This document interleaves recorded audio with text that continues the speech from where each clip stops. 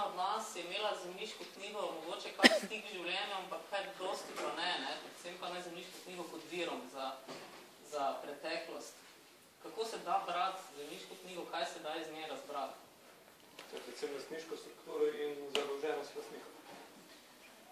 Ampak tukaj smo se omejili na same lastnike, torej na menjalni lastnikov, izpustili pa smo sedaj recimo cene, ki so bile plačane za hiše pa kakšne druge zgradbe. In prav iz tega ven se vidi, seveda dopolnjeno z mestno knjigo, Mariborsko knjigo meščanov, pa neverjetna, kako bi rekli, imigracijska sila, ki je trla tukaj v Maribor. Kajti ljudje so prihajali iz vseh kotov in kotičkov monarhije, večinoma avstrijskega dela in to večinoma iz Tirolske in dosti tudi iz čeških držav.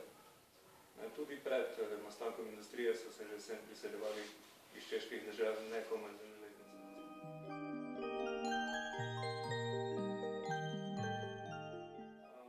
Opažno pa je tudi ta sprememba obrti, kajti v zemljiških knjigah starejših je še noter napisana obrt, ki je spadala k hiši, kajti obrti so včasih sodile k hiši in če si kupil hišo, si kupil tudi tole obrtniško pravico, to je obrtniški jus.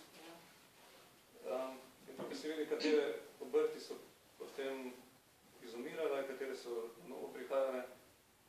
In v prvi zemljiški knjigi, v kateri imamo mi samo fotokopijo, original je v Štajerskem državnem arhivu v Gradcu, so noter še poklici, kot je recimo izdelovalec lasulj, svilarji, nogavičarje, polno nogavičarje. Kasneje pa je teh takih specializiranih, recimo modnih obrti vedno manj. In se vedno bolj standardizirano, ker so čevljari, pekinicari, klobučari, edini od teh, recimo,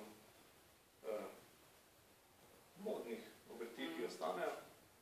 In pa seveda kovači, pridejo izdelovalci koles, potem je tukaj lastnik Tovarne Svati, ki jo poznamo seveda. Torej, mestne, zemljiške knjige same po sebi ne dajo kaj dosti, glede na prebivalstveno strukturo, vedno jih treba dopolnjevati vse z drugimi vidi.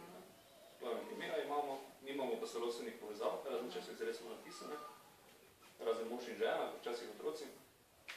Torej, to je treba kombinirati z matičnimi knjigami, z dušnimi zapisniki in pa seveda imamo obrti, ki pa potem tudi izginejo za odpravo feudalizma, kajti oziroma že prej, ko obrti več niso vezane na samo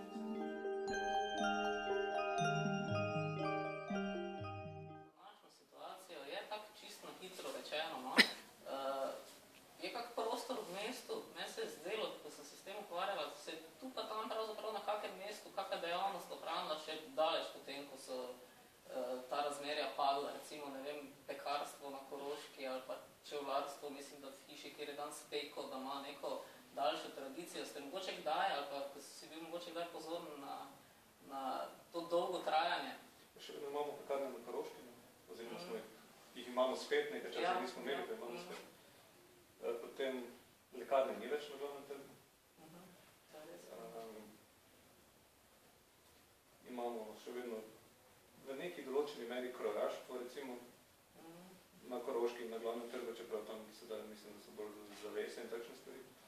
Recimo tekstilje. Mislim, da je tu v bližini v Barvarski pravzaprav še vedno kemična čistilnica na mestu, kjer je bila barvarna, kar je pravzaprav nekaj zelo sorodnega. Kemikalije in oblačila so skupaj.